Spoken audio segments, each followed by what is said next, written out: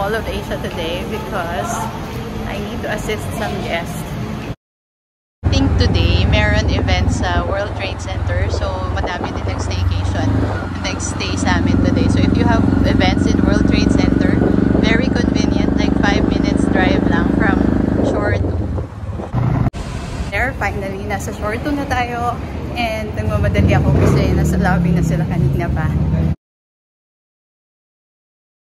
We're here with the family Paulino. They're going to check in our 19th floor na unit. Hello po!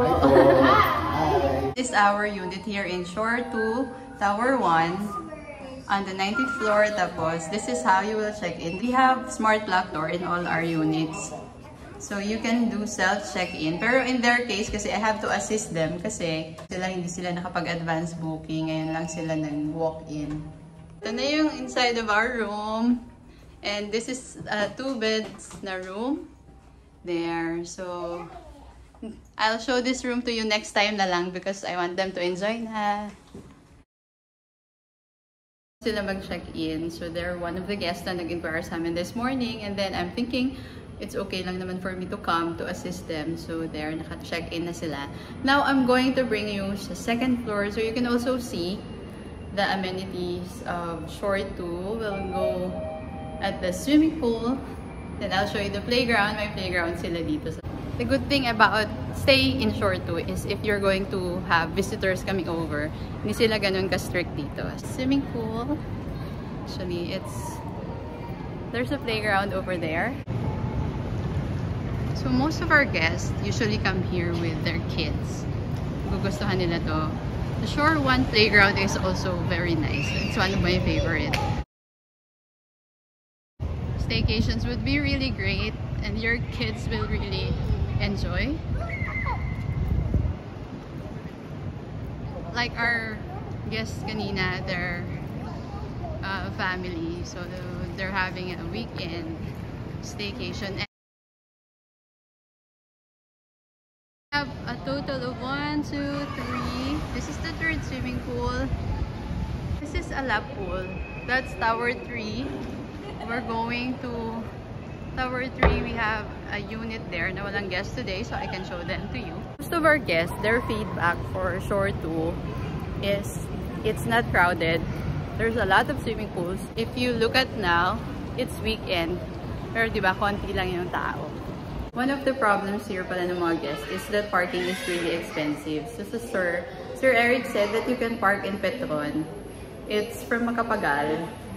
Before Shore 2, you can park there, and they said that the parking fee there is way cheaper than within the area dito sa Shore 2. So, next time, if you're going to bring your car, you can park there. Guys, before I go home, let me show you the ocean room, one of the units that we have. So this room is in Shore 2, Tower 3, and one of the units that we also have for Airbnb.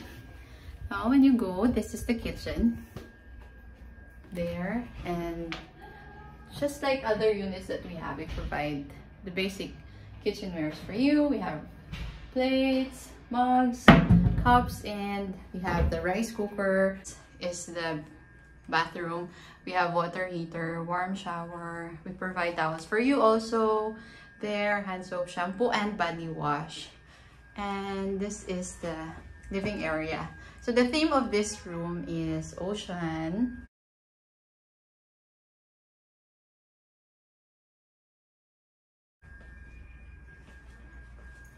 This is the bedroom. We have this, full body mirror. They always request full body mirror, most of our guests. And then you can also request from us kung anong color ng beddings that you want. But for this guest, they requested the gray one. They don't like white. This is the balcony. But this is just a street view na balcony. That's Shore 1. And this is Shore 3. So there, that's the quick tour of the ocean room. The most requested ng mga guests namin is that we need to have Netflix. So we have Netflix. We have Netflix for all the units that we have here in Shore 2. So what do you want to watch? You want to watch Emily in Paris? Okay. This is the Shore 2 Tower 3 lobby.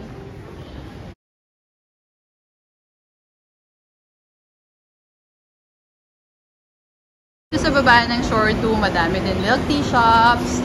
Tapos may mga kainan din. So pag nagutom kayo, you can just go down. May dessert house dito.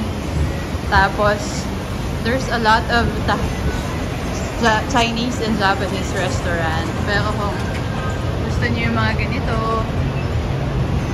mag-food trip kayo. Pagbaba nyo, may Siomai King din dito. Tapos, convenience stores. Siyempre, nagutom ako. Mag-food trip muna kami bago kami uuwi. Dito sa Siomai King. So, doon yung unit namin kanina kung saan ako nag-check-in ng guest. That's Shore 2, Tower 1. Meron ditong noodle shop. Tapos, ito yung Shore 1. Sa tawid ng Shore 2. Dito, merong Alphamart and on the side, Starbucks and a lot of Chinese restaurants. And here, sasakay kami ng e-bike going to Buendia. Nagdala ng car today para makarating kami ng mas mabilis. Now we will go home na. Thank you for watching this video. Until our next vlog ng staycation units namin dito sa Shore 2. Bye!